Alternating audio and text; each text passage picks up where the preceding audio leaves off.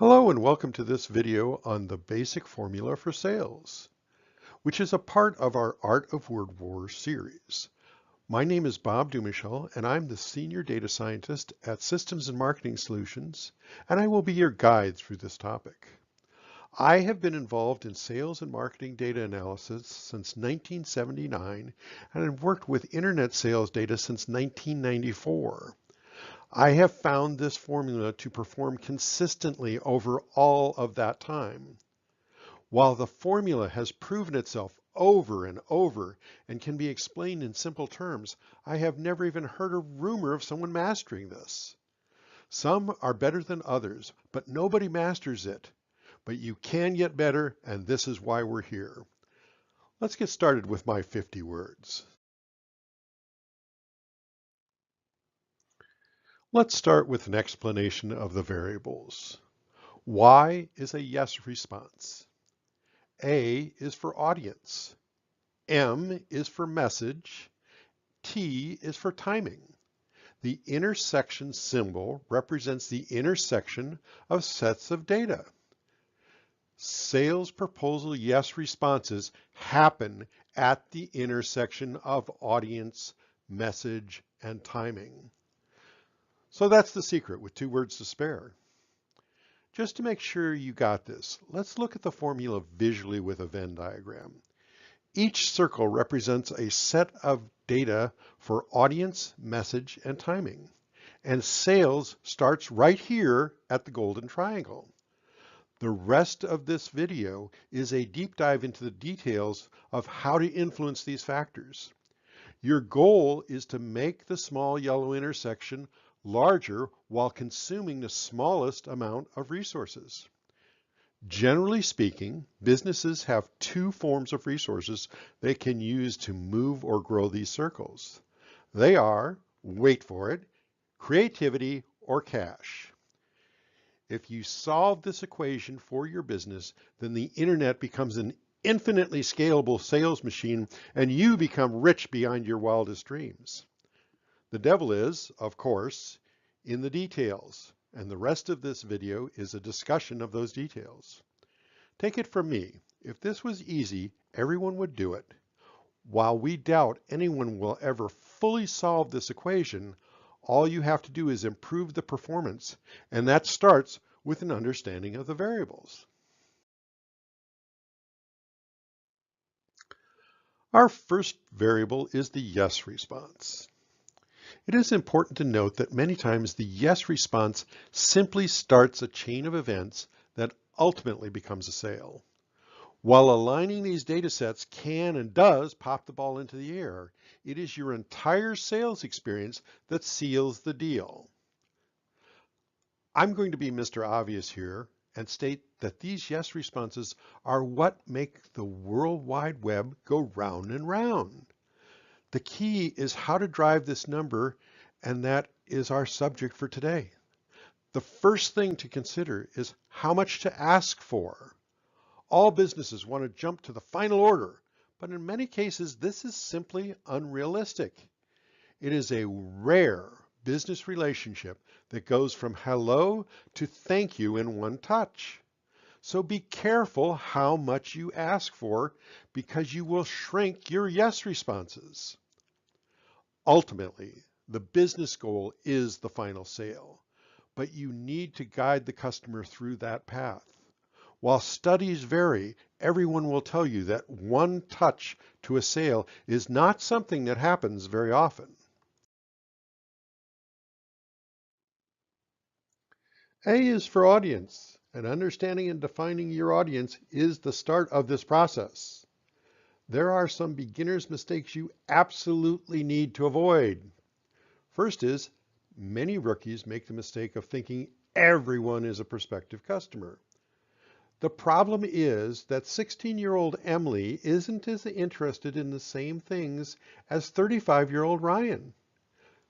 Failure to define your audience is how you create a marketing disaster. If you cannot define your audience, you are not yet ready for this article. Audience selection is a classic quality versus quantity problem.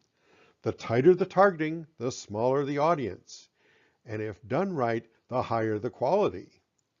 The game here is to tighten the target for the best balance between quality and quantity. Rookie mistakes are thinking that everyone is a potential customer and or over tightening to a point where you cannot reach the volume goals of your business. Marketing is a messy business, so there's no one right answer, but there are answers that are more right than others. In the world of digital advertising, there are a lot of controls over who you're targeting, and like all marketing data, it is generally correct, but never completely accurate. M is for message. This is what you say to your audience. I want you to think about your marketing message strategy as the painting of an image in the minds of your audience. Each touch is one more brushstroke towards completing the work of art. As touches accumulate, your marketing image emerges and forms in your prospect's mind. Like art, your marketing message is appreciated differently by different people in different ways, influenced largely by their life experiences. Like art, your message needs to uniquely reflect your business's why, mission, and goals. If you copy someone else, people will consider it printing, not art, and they will value you less.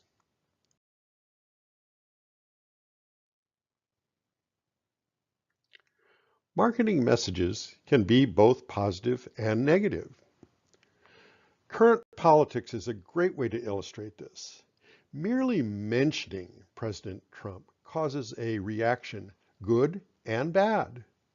An ad in support of President Trump will get you a positive from some and a negative visceral reaction from others.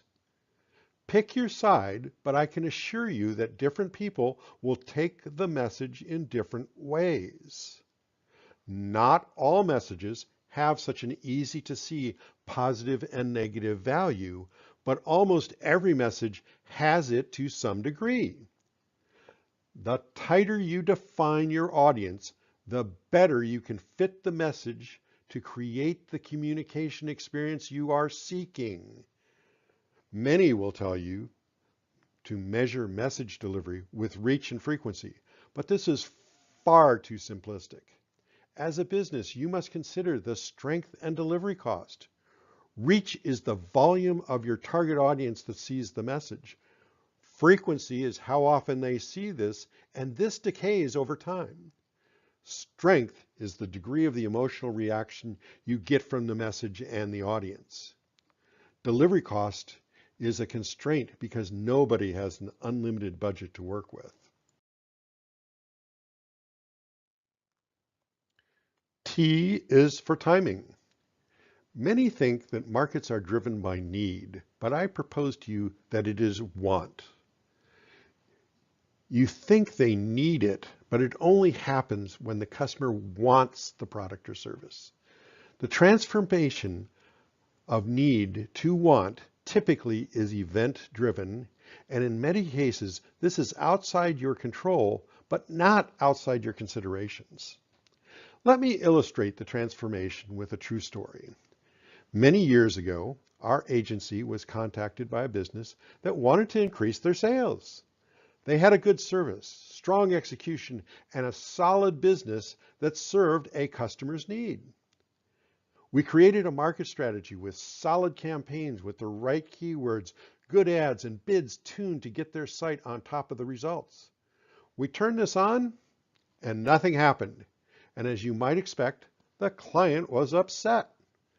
This went on for some time before we got the dreaded, "What have you done for me lately?" call. We managed to survive this call, but we knew that our client relationship had a clock on it.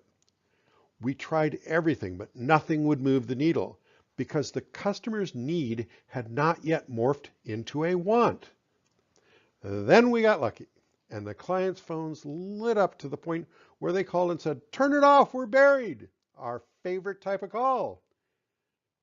To create some suspense in the story, I withheld the service involved. The client's service was snow removal, and a big snowstorm rolled into town.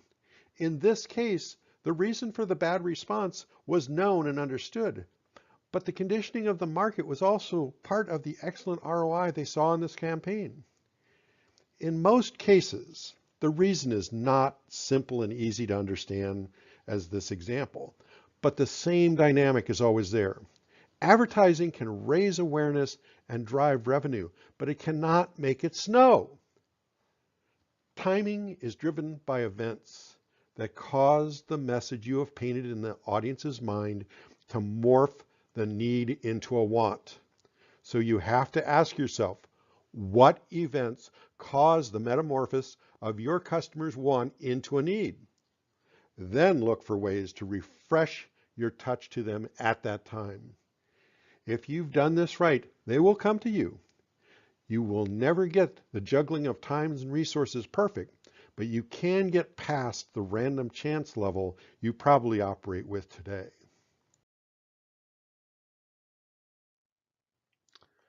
Okay, so it's time to wrap this topic up and put a bow on it. When you consider the formula visualization, it's easy to see why prospecting efforts have such horrible response levels. Fortunately, your competitor faces the same challenges, so remember that you do not have to be perfect, just better than them. Grow, shrink, and refine your audience. Fill in the blanks of your message and try to get lucky on the timing. And here's a clue. The harder you work, the luckier you get. Balance your resources and by all means, spend your creativity before your cash. We can tell you with 100% certainty which one you will run out of first. Work the formula and you can move the needle on your sales. We hope you will watch a future Art of Word War video or read our articles, and please have a great day and a profitable future.